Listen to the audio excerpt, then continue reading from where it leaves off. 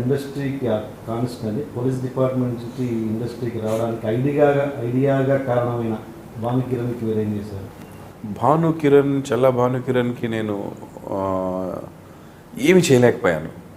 దానికి ప్రత్యేకమైన కారణాలు ఏమి లేవు, కానీ 1-2 సార్లు తనేదో చేస్తున్నాడు అంటే నేను వెళ్ళిపోయి యాక్ట్ చేయడం, ఒక్క మాటతో నా డేట్స్ అడ్జస్ట్ చేసుకొని వెళ్ళిపోయి యాక్ట్ చేయడం, ఇంకేదన్నా తను పిలిస్తే నేను అటెండ్ అవ్వడం, ఇలాంటివి చేశాం. ఎందుకంటే తను నాకు చాలా కావాల్సిన వ్యక్తి, హెల్ప్ చేశాడు, కాదనకూడదు. ఆ వెళ్ళినప్పుడు అక్కడ సందర్భం, ఆ నిమిషం నాట్ వర్త్ అనిపించింది. ఆ వర్క్ స్టైల్ అనిపించిన తర్వాత తను వెళ్తున్న వేకి నా వేకి కొంచెం డిఫరెన్స్ ఉంది. సో మా ఫ్రెండ్షిప్ పదిలంగా ఉండాలంటే మేము కలిసి వర్క్ చేయకూడదు. తను తన వేలో పని చేసుకుంటూ వెళ్ళాలి, నేను నా వేలో పని చేసుకుంటూ వెళ్ళాలి. ఓకే, సీరియస్గా ఒక అవసరం వచ్చినప్పుడు మనం డెఫినెట్గా ఉంటాము. అలాంటి అవసరం అతనికి రాదు, ఎందుకంటే is also very good talented.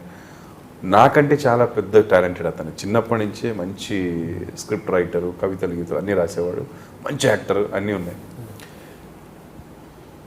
తను వెళుతున్న రూట్ తనకు కలిసి రావట్లేదు, తన బ్యాడ్ టైమో మరి నాకు తెలియదు. బట్ తన రూట్ వేరు, నా రూట్ వేరు, టోటల్గా వెళ్ళే అప్రోచ్. సో ఆ అప్రోచ్ నాకు కొన్ని నచ్చవు. ఇప్పుడు నేను, నా రూమ్మేట్ శ్రీనివాస్ రెడ్డి ఉన్నాడు, కమెడియన్. తను అనేవాడు నన్ను, ఎట్లయితే నువ్వు ఇండస్ట్రీలో ఉండవు, పోతారా.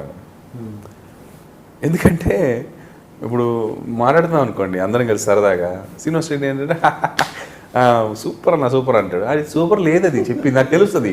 నేను చెప్తా ఏది సూపర్ లేదు అది అని చెప్తే, నీ అబ్బాయి నీ వల్ల నాకు కూడా దెబ్బ అని నేను ఫీల్ అవుతుంటా. అంటే తను ఏమాత్రం రాంగ్ కాదు పాపం, ఈజ్ 100% రైట్. అంటే ఆ స్టైల్లో బతకడం కూడా ఒక ఆర్ట్ అండి, అది చాలా గొప్ప గుణం కూడా. అవతల వాడిని క్షమించేసి, నాకు అన్ని లేదు కదా, మరి నేను ఈ టైపు. సో అలా మేమిద్దరం కలిసి ఉన్నా కూడా తన రూట్లో టాప్ లెవెల్కి వచ్చాడు, నా రూట్లో నేను ఒక లెవెల్ వరకు వచ్చేసాను, వెనక ముందైనా కూడా. సో నేను అదే చెప్తుంటాను, అన్న దయచేసి మీలా నేను ఉండాలని కోరుకోకండి, నాలా మిమ్మల్ని ఉండమో నేను ఎప్పుడు చెప్పను. నువ్వు ఎందుకు చెప్పారా నన్ను కూడా అడగవద్దు, నా స్టైల్ నాదే, నీ స్టైల్ నీదే అనుకుంటా. అలాగా కొన్ని స్టైల్స్ కొన్ని డిఫరెన్స్ ఉంటాయండి, ఎవరిని తప్పు పట్టం మనం. నేను నమ్మిన సిద్ధాంతం ఏంటంటే, తెలిసి మాత్రం ఒకడికి అన్యాయం చేస్తూ నోట్లోకి ముద్దెళ్తే మాత్రం అది బ్లడ్ పాయిజనే బయటకు వచ్చేస్తుంది అని నమ్ముతాను. తెలియకుండా వెళ్ళిపోతే తెలియదు కదా, తెలిసి ఎవరికి అన్యాయం చేయడం మాత్రం ఇష్టం ఉండదు. చిన్నోడైనా అవచ్చు, పెద్దోడైనా అవచ్చు. ఆ చిన్నోడే కదా పోతే అవసరం లేదు, అంత అవసరం లేదు. మనిషి దేవుడు జంతువులం కాదు కదా, తెలివిచ్చాడు, దాన్ని ఎలా దాటుకోవచ్చు, ఒక సమస్య వస్తే ఎలా తీర్చుకోవచ్చు, కొంచెం కష్టపడితే వచ్చేస్తుంది, ప్రాబ్లం లేకుండా వచ్చేస్తుంది. ఒకప్పుడు 10, 5, 6 ప్రాజెక్ట్స్ తోటి బిజీగా ఉన్నప్పుడు ఇప్పుడు ఒకే ఒక్క సీరియల్తో ఉన్నారు. ఇప్పుడు ప్రస్తుతం ఎందుకంత అంత కారణం ఏంటి? చెప్పాను కదా, నాకు సినిమా ఒకటి ఉంది. సో అది వచ్చేసరికి నేను 2-3 ప్రాజెక్ట్స్ ఉన్నాయనుకోండి, వర్క్ న్యాయం చేయలేమని చెప్పి నేను కొన్ని అవాయిడ్ చేశాను. నాకు ఛానల్ ఇప్పుడు నేను పనిచేస్తున్న జీ తెలుగు మేడం గారు కూడా అడిగారు, ఏంటండి మీరు సినిమా ఎంతవరకు వచ్చింది, మీరు దూరంగా ఉంటున్నారు, ప్రాజెక్ట్ ఇదే. కానీ నమ్ముకొని ఉన్నాం కాబట్టి అలా దూరంగా ఉండడం జరిగింది.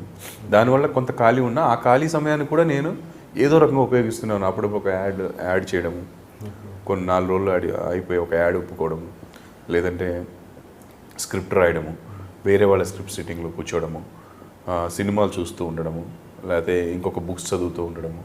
ప్లస్ ఈ మధ్యలో ఇంత అనుభవం సంపాదించాము, పేరే టీవీ ప్రభాకర్ అని, ఈటీవీ ప్రభాకర్, టీవీ ప్రభాకర్ అనేసారు, మనమే టీవీ ఛానల్ పెడితే తప్పేంటి అని ఒక థాట్. ఆ థాట్ని ఇంప్లిమెంట్ చేయడానికి ఈ టైం అంతా నాకు ఉపయోగపడింది. ఇంప్లిమెంట్ చేస్తూనే ఉన్నాను. ఏమో ప్రయత్నలోపం అయితే లేకుండా చేస్తున్నాం, అయితే అవ్వచ్చు, చెప్పలేము. మేము ఏదైనా ఒక అపవాదం ఏంటంటే, మీరు ఒక ఎపిసోడ్ డైరెక్టర్ని పెట్టుకోనికి అతనికి పూర్తి స్వాతంత్రం ఇవ్వరు. మీరు చెప్పినట్టే చేయాలి, అతను మీరు కూర్చోమంటే కూర్చోవాలి, నిల్చోమంటే నిల్చోవాలి. అంటే అతను పూర్తి స్వాతంత్రం ఇవ్వకుండా, అంటే మీరు ఒక పట్టాన అతను నచ్చరు. అలా చాలామంది ఎపిసోడ్ డైరెక్టర్స్ మీ ప్రొడక్షన్ నుంచి బయటకు వెళ్ళిపోయారు, తర్వాత ఇంకా మీరే డైరెక్షన్ తీసుకుంటున్నారు అన్నది ఒక ఇది అపవాదే 100%. ఎందుకంటే